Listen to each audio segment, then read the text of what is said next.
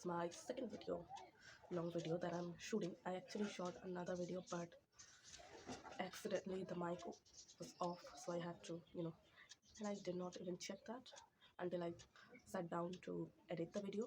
So yeah, anyways, kind of sick. I mean, it was like I had a little bit issue, and then right after that I got cold and fever. So yeah, I sound like who's sick, of course. So yeah, I'm having coffee, just black coffee. Nothing interesting about this.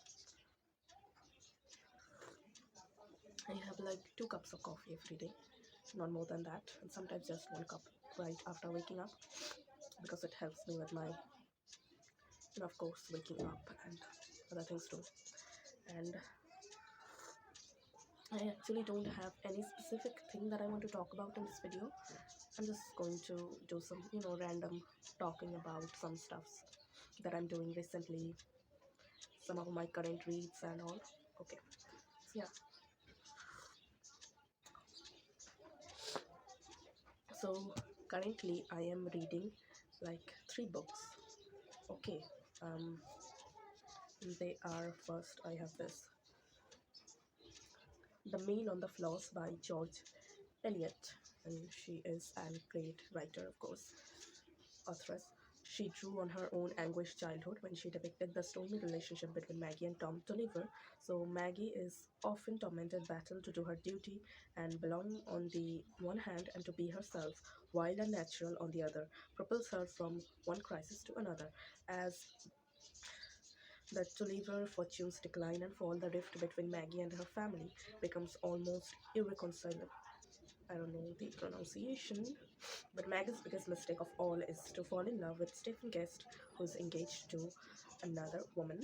Yeah, and so it's a classic, and I started reading it like in December, and then I was like not reading anything at all because I was so busy watching movies, multiple movies a day, and I got back to it right after January started. So yeah, this is what I am currently reading. I mean, I'm reading this every day, and other than that, I'm also reading 2 books, like whenever I feel like reading them.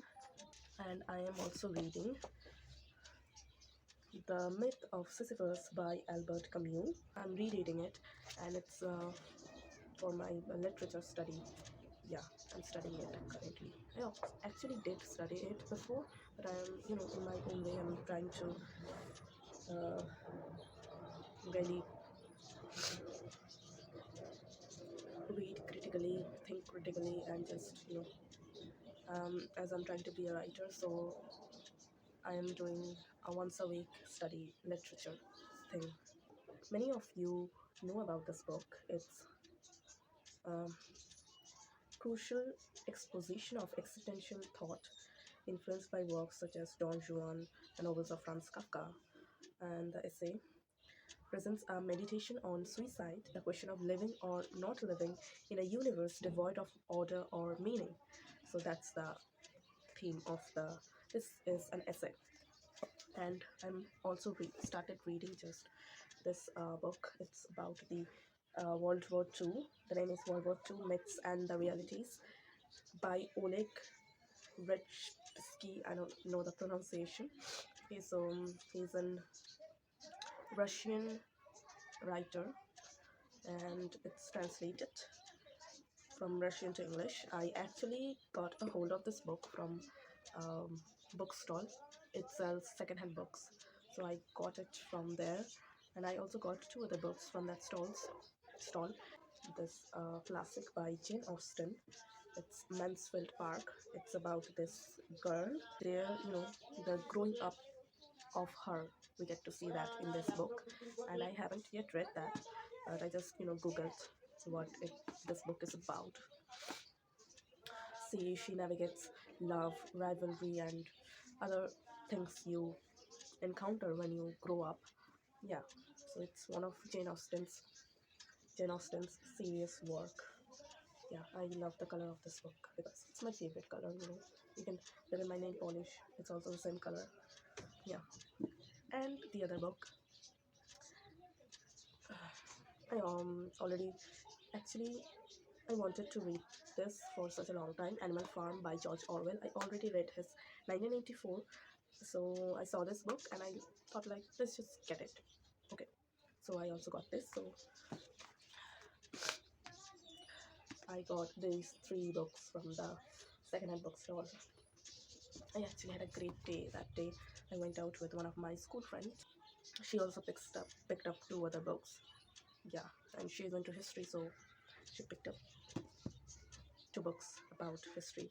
One was about the Egypt, and the other one was about the history of England. Yeah. So, and what else am I doing nowadays? I'm fucking sick for 3 days. I'm just resting. I'm not working out.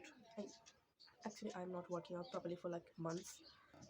And eating just unhealthy stuffs all day, every day. I really have to get in the healthy habit.